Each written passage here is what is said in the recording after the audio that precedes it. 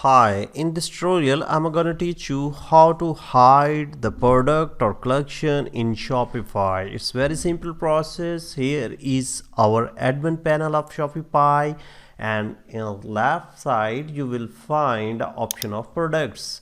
You have to go to the product. Here we go. I have two products and I am going to hide this. Click this checkbox and a strip of different option will open. You have to set as draft. Now this product will not be visible to public. Thank you very much for watching this short tutorial. Keep watching the next one.